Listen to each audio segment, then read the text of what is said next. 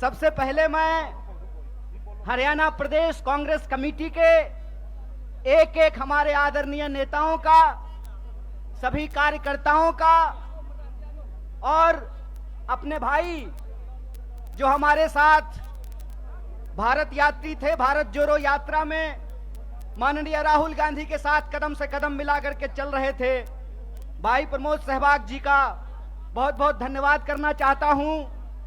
और मंच पे हमारे बड़े भाई, नौजवानों के दिलों के धड़कन, एमपी साहब आप लोग प्यार से कहते हैं उनको, भाई दीपेंद्र जी का विशेष रूप से आभार व्यक्त करता हूं, उनको धन्यवाद देता हूं कि आज उन्होंने मुझे हरियाणा की जो राजनीतिक राजधानी है, कहते हैं जहां अड़ जाए जींद उड़ा दे सबकी नींद, तो जींद के इस धरती पर, इस पावन धरती पर आने का अवसर दिया है।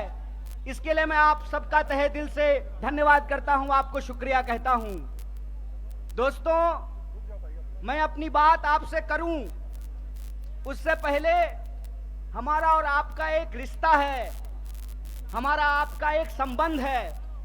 वो संबंध है मेहनत का, वो संबंध है ईमानदारी का, वो संबंध है खून पसीने का।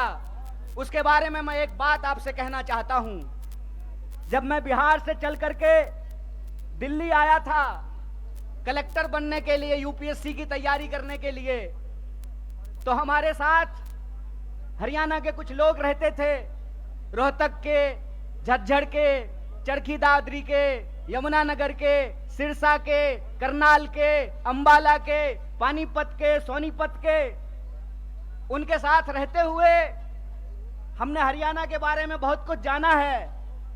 एक बार की बात है, हमारे हरियाणा के एक दोस्त ने कहा, भाई कन्हैया रोटी खा ले।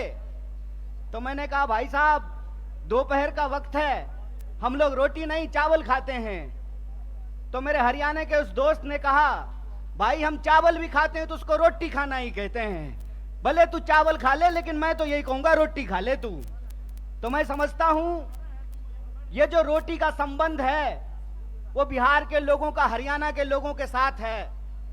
आप जो देश भर के लिए हरियाणा के मेहनती किसान चावल उगाते हैं, हम बिहार वाले उस चावल को बोते हैं, उस चावल को काटते हैं, उस चावल को बोरियों में भरते हैं। इसीलिए हमारा और आपका रिश्ता प्रेम का रिश्ता है, मेहनत का रिश्ता है, ईमानदारी का रिश्ता है, खून पसीने का रिश्ता है।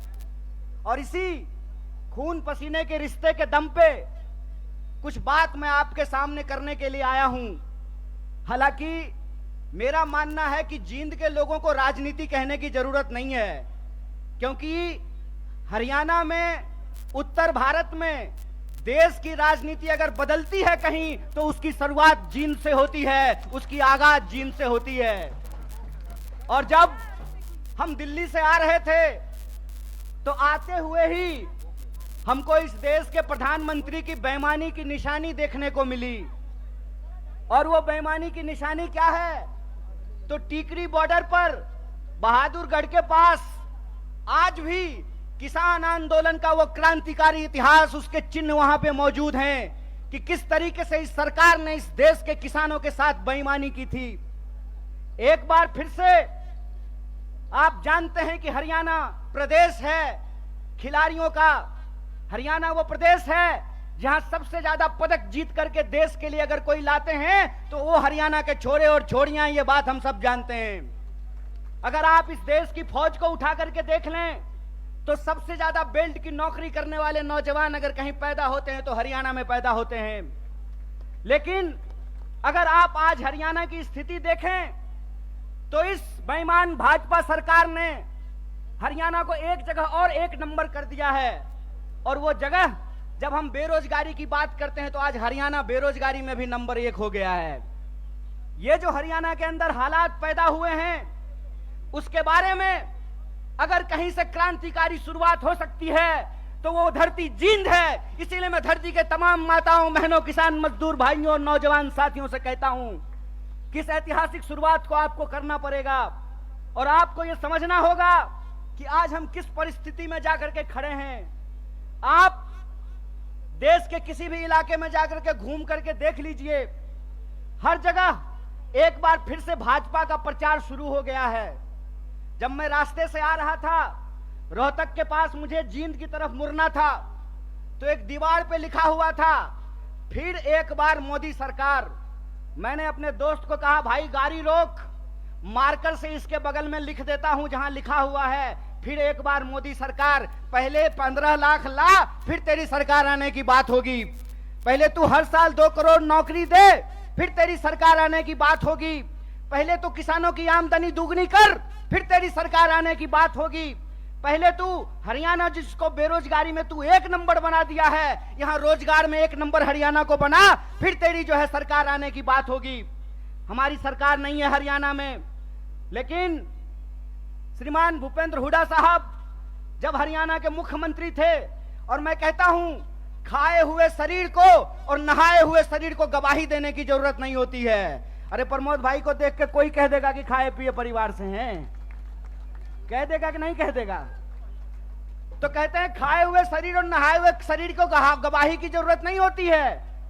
आप बहादुरगढ़ के जितने इंडस्ट्रीज लगे हुए हैं वहां से चलना शुरू कीजिए जींद की तरफ, आपको रास्ते में फुटवियर पार्क मिलेगा। मिलता है कि नहीं मिलता है? एशियन पेंट की फैक्ट्री मिलती है कि नहीं मिलती है? दोनों तरफ छोटे कल कारखाने मिलते हैं कि नहीं मिलते हैं? ये सब हुड्डा साहब का दिया हुआ है। और मैं आपको याद दिलाता हूं, 5 किलो चावल पे खुश मत होना मेरे दोस्तों। आपका हक था कि सबको 100 गज जमीन देने की भी बात है तो इस सरकार से पूछना चाहिए कि जमीन कहां है। भाजपा की बांटने वाली राजनीति को आपको समझना पड़ेगा। आपको यह समझना पड़ेगा कि भाजपा की राजनीति नफरत पे चलती है, भाजपा की राजनीति बेईमानी पे चलती है, भाजपा की राजनीति लोगों को आपस में लड़ा करके लूटने पे चलती है। दरअसल भाजपा का इतिहास इस देश से गद्दारी का इतिहास है। इस बात को याद रखिएगा, इस बात को याद रखिएगा कि भारतीय राष्ट्रीय कांग्रेस महात्मा गांधी की पार्टी है जो हंसते हंसते अपने सीने पे गोली खा लिए थे, और भाजपा का इतिहास नाथूराम गोडसे का इतिहास है। इस बात को याद रखिएगा। और इसीलिए मैं आपको कहता हूं कि जिस तरीके से अंग्रेज हमारे साथ करते थे, फूट डालो और राज करो, उसी तरह से भाजपा आज कर रही है, फूट डाल रही है और इस देश पे राज कर रही है। मैं आपसे एक सवाल पूछना चाहता हूं, आज 10 साल भाजपा की राजनीति को होने को है, 9 साल देश में भाजपा की राजनीति पूरी हो चुकी है।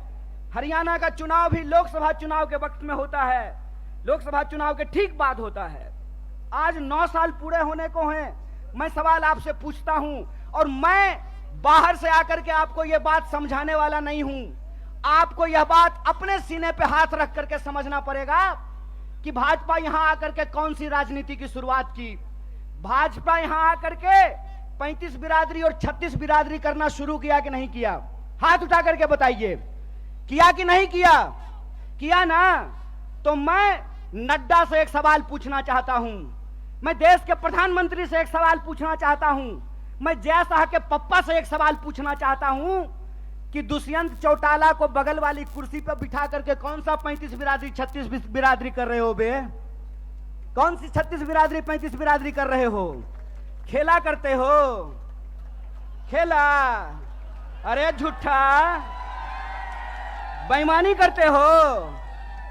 मैं आपसे कहता हूं, और आप सोच करके इस बात को बताइए, जहां धर्म होगा वहां हिंदू मुसलमान करेंगे, और जहां मुसलमान नहीं होगा वहां 35 बिरादरी 36 बिरादरी करेंगे। यह मन में आप सोचिए और विचार कीजिए। अगर मैं गलत हूं, निकालो रस्सी, लगाओ फांसी पे। अगर तुम गलत हो तो लोकतंत्र में तुम्हारी बेईमानी का भी एक एक हिसाब लिया जाएगा। इस बात को याद रखना, इस बात को याद रखना कि इस देश के अंदर जब लोग न्याय की बात करते हैं, जब लोग अपने हक की बात करते हैं, जब किसानों की आमदनी दोगुनी करने की बात करते हैं, जब नौजवानों को 2 करोड़ नौकरियों की बात करते हैं, महिलाओं के सम्मान की बात करते हैं, इस देश में गरीबी को कम करने की बात करते हैं, तो आप उसको देशद्रोही बोलते हैं। और आपके बंटवारे की राजनीति में अगर कोई शामिल हो जाए, कोई धर्म के आधार पर देश को जो लड़ाने की राजनीति है उसका हिस्सा बन जाए, जो समाज को जात के नाम पे लड़ाने की राजनीति है उसका हिस्सा बन जाए। तो जब बाहर थे तो विरोधी थे और आपके बगल में आकर के बैठ गए तो माला पहनाते हो रे बेईमान। अरे कौन सा ऐसा वॉशिंग मशीन है रे कि जब कांग्रेस में रहता है तो चोर होता है और तुम्हारा पार्टी में जाकर के ईमानदार हो जाता है रे झूठा। देश को ठगते हो, देश को ठग के बेईमानी करते हो। तो हमको एक सवाल का जवाब दीजिए। ये 35 बिरादरी 36 बिरादरी कहते हैं और नारा लगाते हैं सबका साथ सबका विकास। अगर सबका साथ सबका विकास नारा है तो हरियाणा में 35 बिरादरी 36 बिरादरी कौन कर रहा है? भाजपा इस सवाल का जवाब दे। ये सवाल मैं पूछना चाहता हूं और मैं ये सवाल पूछना चाहता हूं कि हरियाणा के इस तरफ पानीपत में सोनीपत में 35 बिरादरी 36 बिरादरी, यमुना जी के उस पार 35 बिरादरी 36 बिरादरी नहीं। बोलिए सोच करके, यहां वोट चाहिए, वहां वोट नहीं चाहिए, और वहां वोट चाहिए और यहां वोट नहीं चाहिए। नदी पार करते हुए ही बेईमानों का ईमान बदल जाता है। यमुना के पार अलग राजनीति बागपत में, यमुना के इस पार सोनीपत में अलग राजनीति। इस खेल को हरियाणा के लोगों को समझना पड़ेगा, इस खेल को जींद के लोगों को समझना पड़ेगा। और याद रखिएगा, जब जब नींद से उठता है जींद तब तब आती है हरियाणा में बदलाव और हरियाणा में आती है क्रांति।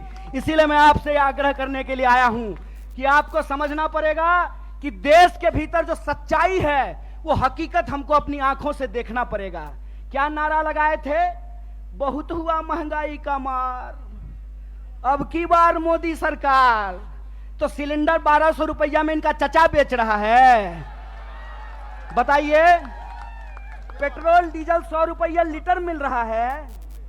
क्या नारा लगाए थे कि हर साल 2 करोड़ नौकरी देंगे। 9 साल हो गया है, अभी टीवी पर प्रचार आएगा 9 साल बेमिसाल। तो मैं देश के नौजवानों से कहता हूं, हरियाणा के नौजवानों से कहता हूं, 9 साल देश बेहाल। पूछो कि 9 साल में 18 करोड़ नौकरी क्यों नहीं है? यह सवाल प्रधानमंत्री से पूछना जाना चाहिए। और आपने कहा था ना कि किसानों की आमदनी हम दुगनी कर देंगे। किसानों को 1 साल तक इस दिल्ली के बॉर्डर पे जाकर के आंदोलन करना पड़ा था। सैकड़ों किसानों को अपनी जान गंवानी पड़ी थी। और ये जिसका जिसका नाम लेते हैं ना उसके उसके साथ बेईमानी करते हैं। 9 साल दोस्त बेमिसाल, 9 साल देश बेहाल। यह सच्चाई देश के लोगों को समझना पड़ेगा।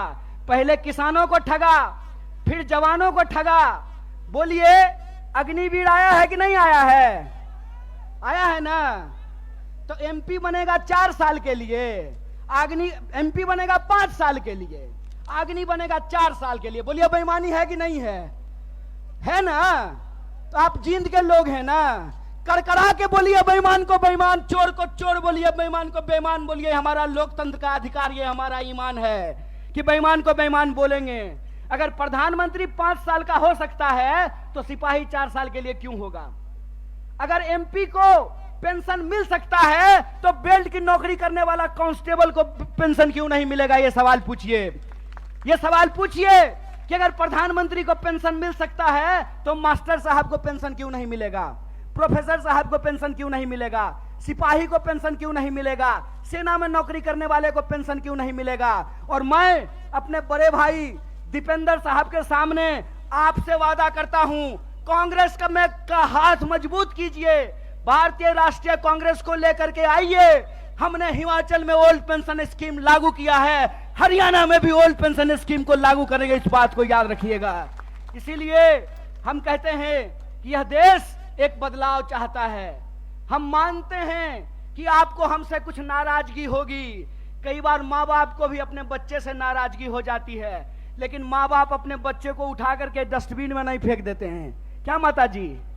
फेंक देते हैं। तो भारतीय राष्ट्रीय कांग्रेस आपकी पार्टी है और भारतीय राष्ट्रीय कांग्रेस का मुद्दा आपका मुद्दा है। और हम देश के प्रधानमंत्री नहीं हैं कि झूठ बोलेंगे, आकर के आपको जबरदस्ती कहेंगे कि हमारा जींद से बहुत पुराना नाता है। अरे प्रधानमंत्री जी, जींद से आपका पुराना नाता है ना, तो एक और मेडिकल कॉलेज यहां खुलवा दीजिए।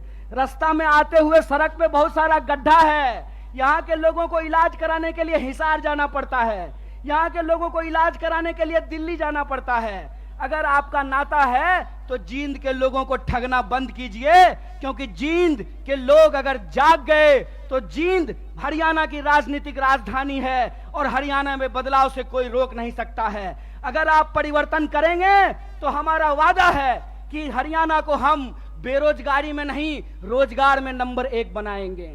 हम हरियाणा के लोगों को, हरियाणा के नौजवानों को रोजगार से जोड़ेंगे। भारत जोड़ो यात्रा का संदेशा बिल्कुल साफ है।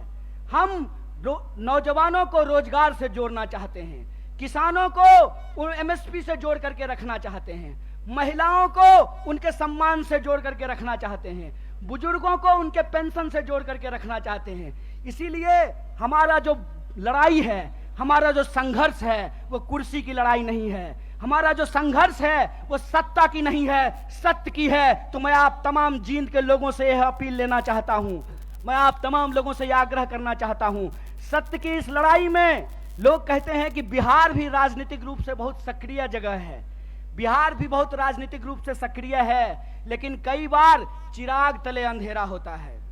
जींद भी हरियाणा का सबसे सक्रिय जिला है, राजनीतिक रूप से सबसे सोचने समझने वाले लोग हैं, लेकिन विकास जितना जींद में होना चाहिए उतना नहीं हो पाया है। तो हम आपसे वादा करते हैं कि चिराग तले अंधेरा नहीं होगा, हर तरफ रोशनी ही रोशनी होगी। और हमारा संघर्ष सत्य के लिए है। सत्य के इस संघर्ष में आप हमारे साथ हैं कि नहीं हैं? सब लोग साथ हैं। तो एक आखिरी बात बोल करके मैं अपनी बात को समाप्त करूंगा।